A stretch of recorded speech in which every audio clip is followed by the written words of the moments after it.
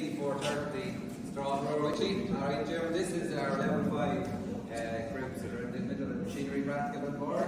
We're going to be here. So, Jerry's just going to give you guys a quick overview of this machine. If you're going to buy one in the future, you'd like to know how it works, or see how it should blow straw. Okay, so Jerry, I'll hand them over to you. So, I suppose firstly, who here is bedding cattle at home? Are you using straw beds or slab units? And how much straw would you be using? Couple of bales a day, couple of round bales a day, or a couple of round bales a week? 25 big squares a year. 20 to 25 big squares a year. So how much time would you spend bedding in the day? Second day, I was spend an hour. An hour, okay. So yeah, the feedback you kind of get from these machines is firstly it's labour saving. So you can run the likes of a round bale of straw through this machine in a couple of minutes. If you're talking about a big square bale and 8x4x4, you're probably talking about 2 or 2.5 round bales, so 7 or 8 minutes and you'll have that bale through this machine. Provided you've got enough area to blow that straw into. Obviously if you're going to be moving around sheds, it's going to take more time. The other item of feedback we normally get from customers who buy one of these machines is that they're using less straw. So you'll see later on when we roll some straw out of this. If you put a bale in, if you put a round bale into the shed and you roll it out and you spread it out with a 4-prong pipe or something, yes, you spread it out, but you're not really airing up the straw. So it's just lying there. Cattle will come in, then they're going to spread it more, but again, they're not going to air it out. If you blow straw into the shed with one of these, you'll find that the cattle are standing knee deep in straw. Now, there might actually be a lot of straw in there, but there's just so much air got into it. So you do use less straw. Usually the figure that we get from customers is about 30% less straw. So across 25 big square bales that might be a lot, but if you're using a lot of straw that will add up. Straw is getting dearer every year. So on the machine, we've got 4 machines in the line. So this is our smallest machine, this is our C430. All the machines actually use the same mechanics. So as far as here, all the machines are actually identical. They all use the same blower housing and the same feeder roller. The difference in the machines after that is the capacity of the machine. So again, this is our 430. This is a linkage mounted machine with a short floor in it, so it'll hold 1 round bale of straw, it'll hold another round bale of straw up on the tailgate. This wouldn't be an overly popular machine because you do need a bigger tractor to handle this. The machine needs about 60 horsepower to run happily, so relatively small tractors are going to manage these machines, but to lift the mounted machine you will need weight in front of it to lift it. You'll also be a little bit limited when it comes to silage. These machines are able to blow silage into the feeding passage as well, but again the weight is going to be a factor with this machine. So the next one up is probably our most popular model, is the C460. That's a trailed machine. You've got a drawbar and an axle. The floor is a little bit longer. We've got more room with the axle under it. We can make the floor a little bit longer. Again, you're still actually not getting anything out of that because you're holding 1 bale inside and 1 bale up in the tailgate. The difference is you're on a pickup hitch, so back in, pick it up, PDO, two hoses and power for the control box, and you're running. So it's a very easy machine to take on and off the tractor in comparison to the linkage machine. If you're using your tractor for other work, for loading silage or feeding out silage or whatever, you can have that machine on in a couple of seconds and have it back off the tractor again. So the likes of people who are bedding every second day or something like that, that suits them very well. They're able to pick up the machine every second day, drop it off again within a couple of seconds and they're out again. The C470 is more or less the same as the C460, but it's 50 centimeters longer. So although all the machines can handle big square bales, the C470 was actually aimed at big square bales because it's just got a little bit more floor space to handle the 8x4x4s. The rest of the machines will still handle them, the C460 will handle them, it's just that bit more comfortable if that's all you're using is 8x4x4s. We've then got a C490, we don't make many of them, they're for heavy users who are running the machine. We have people in England that run these machines for 7 or 8 hours in the day doing nothing but bedding. C490 is basically a C460 with a second floor on it, so it's twice as long. So we can fit 3 round bales into that and another one on the tailgate. So yeah, coming back to our C4 30 that we have here. So again, as I was saying, on the tractor, we need a PDO. We need one spool valve with 20 litres a minute, so most tractors are going to be able to give you that. In fact, our problem actually with bigger tractors is that we get too much oil off them, so we have to regulate it on the tractor. So we don't need a lot of oil flow coming off of any tractor. Power supply then is just a standard 12 volt power supply, so any tractor is going to have that. If the tractor has a battery, it will be able to give you that power supply, so there's no problem with that. Yeah, so about 60 horsepower is what we're needed to run the machine. In straw, we're able to blow straw 60 feet to this side. So I would imagine they're probably 15-foot bays of it. So we'd probably get from the outside of this shed, we'd probably get all of this to the back of it. If we turn the chute to the opposite side, we do lose some blowing capacity, about 30%, because we're going against the fan. So we'll still manage to get 40 feet to that side. So we do lose a small bit, but we still have good reach to that side. On the fan, we have a 2-speed gearbox. I mentioned earlier that we can blow silage through these. If you're blowing silage through one of these machines, you put it into the low speed just to give yourself a little bit more horsepower. You do need a little bit more out of your tractor as well. You'll probably need 75 to 80 horsepower on your tractor. But we can blow silage out to this side.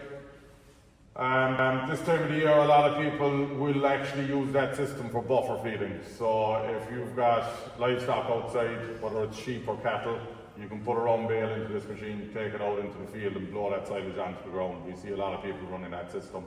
The cattle are then able to graze it off the ground before you bring them in.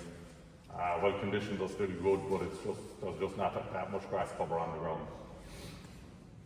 The other thing we see people doing, particularly part-time farmers that are looking to save labour and are buying one of these machines to save themselves time in the evening when they come home from work, they need to do their jobs, they need to do a bit of bedding, a bit of feeding.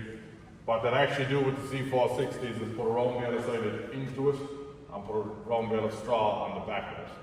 So they'll come along then, they'll put their silage along the easy feed passage, the cattle will come forward out of the pen and start eating the silage, they'll load in their bale of straw then and blow the straw back over them. So in 2 passes, they've got all their jobs done, feeding and bedding. Load it up again for the second day. So I've seen people doing this and they've cut an hour and a half work down into a half an hour just by having that machine. So if you're part-time farming, that's a big benefit to you. So on the use of the machine then, as I mentioned, we've got the blower housing here at the front driven off the PDO, and we've also got a feed roller here on the back. So if you're standing at the back there, you'll be able to see that in from the back. That feed roller is driven by a belt at the other side of the machine that we can engage and disengage. So some of the competition aren't able to do this, but we find it crucial to not blocking the machine. So when you go to use the machine, when you turn on the PDO, the fan will start straight away. Once you've got the fan up to speed, then you're able to turn on the feed roller and feed the material into the fan. So that makes it very easy for starting up, but actually where it's more important is when you're shutting down. So when you're turning off the machine, you disengage the feed roller first, allow all the material inside the fan housing to come out, and then turn off your PDO. If you've done that, the next time you start up your PDO, the fan housing will be empty, so you're not going to block the machine. If there's material in the fan housing starting off, that's where you're going to block the machine. So that's an advantage we have over some of the competition, not all of them, some of them are still doing that system, but it does give us an advantage over some of the competition.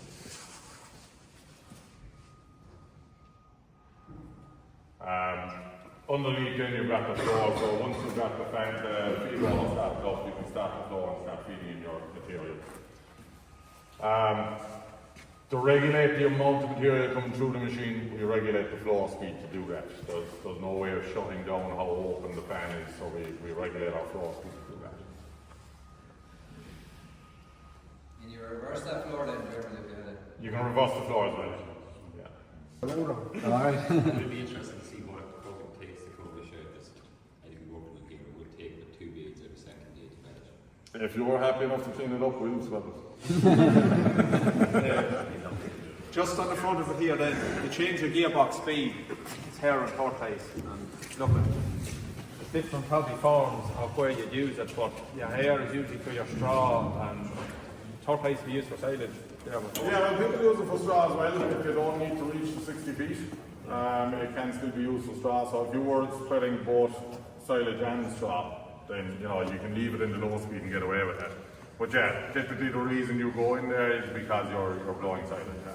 And then this folds out, so if you're feeding down it or passage, turn that down, and there's nothing there. Like you can clear it all together and put it down. But even in Out and lift that up the shelf. oh, you do, yeah. I only seen this Aaron mentioned it, but this little Yeah, so that'll show you the flow. Yeah, it's very clever, isn't it? Inside. Yeah, it's very clever. It's only you see a guy's little wheel here with colours on it.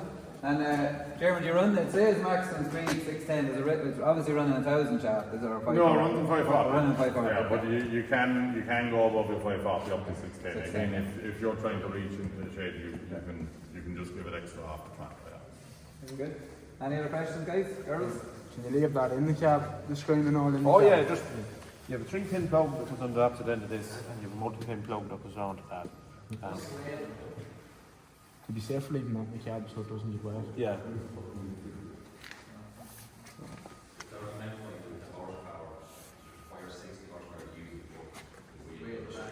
Yeah, so if you're a C460 trilogy, you could do one of them on the side.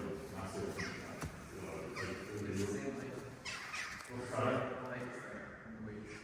C460? You're aiming for the ground? Yeah. What height is the tower? No, it sits about that height there.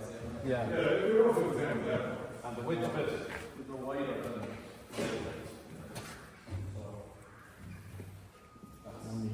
What's it? Yeah, it's roughly the same. You wouldn't let us do that.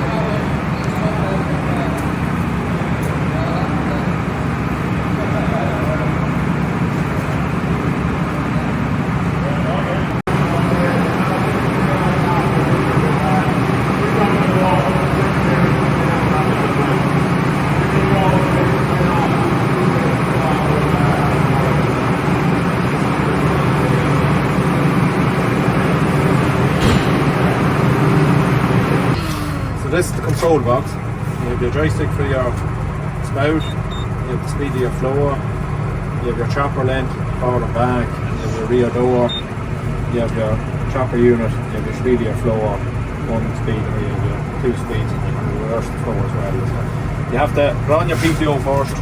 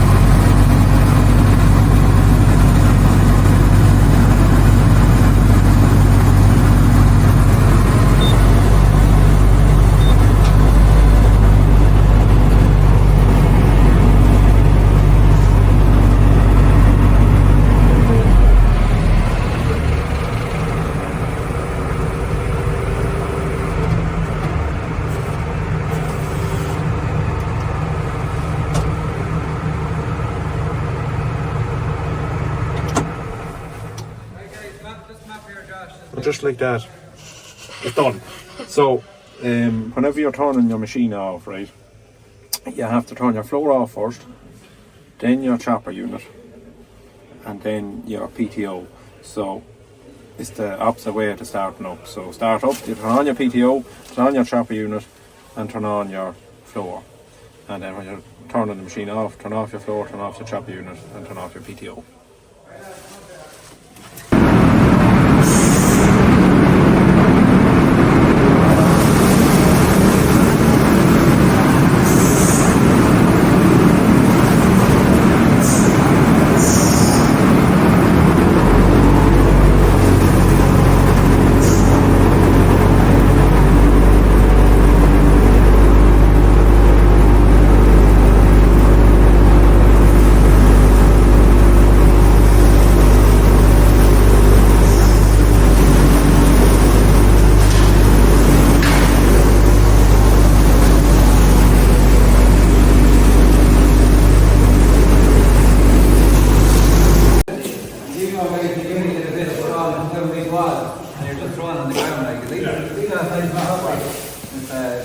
Very well. Will be a long time when it's done when to do that, man. Probably this part of the country in the ground. What kind of rents did you up there? About 15 or 1600. Yeah, so it was only at half capacity there, so we're still getting back 3 bays of this shape, and that was over the back of the machine where we're not at our full capacity. So yeah, I'd say if we were to park outside, we'd probably still be back in that shape. No, it was very impressive now, in fairness. It's very, The one thing that struck me there was the noise of the stone in the back. Yeah, This shed normally be used with 55, 60 ewes and 2, 3 day old lambs in it. yeah, I can't open that door and put the whole lot out. Yes. End of February sort of day. How do Yeah. I manage that machine? well, you're only going to be at high capacity to get to the back. Yeah, yeah. So generally what we recommend you do is basically you load the stall over them and leave it off. Yeah. So when you're trying to go closer, what you'll do is you'll back away off your throttle so that you're still blowing your saw up, but you're not blowing it onto the livestock. You'll find when you get that close anyway, there's so much draft off the machine that it'll just blow it off the ground, so you'll have some way back to pick over it. Shot on a pile and put it in after. It doesn't play a little bit for us now. Still, you're not going to get it fluffed up like that for the grade. I know what you mean, yeah. oh, well, what you normally do now is you put a bed in and roll it up. Roll it down there and roll it back up, yeah. So two people Yeah. for a long day, roughly 20 minutes. But you won't have it like that. Not for that, no. But you're using double amount of it to get it. Yeah. You'd have a bed, you'd have a layer of bed like that. You can never be consistent with that. I think it's very well, to be fair. No, what you do is you blow it over them and just leave it fall on 2 minutes, so that You there's probably no find force. even there's livestock that nearly go to the back of your pen, wouldn't they? They do at the start, but you'll find after using it for a couple of weeks, they start to enjoy it. They kind of, Get frightened at the beginning. Yeah. once they get used to it, you'll see them get excited by it. And Jeremy, just say you're blowing it across a pen of slats, right? You're saying feeding cattle along slats, you're trying to blow it across them. Would you lose much of it, say, in that 12-foot-6 slat? Very little. Very little. On start up and shut down, you'll lose a small bit, but while you're actually blowing the saw, you'll lose very little. So even if you watch there, where he's been blowing it back, like there's almost nothing from here back. Yes, yes. So what's there was there from start up and come on. Any questions? No, we get the noise in the back where you're from.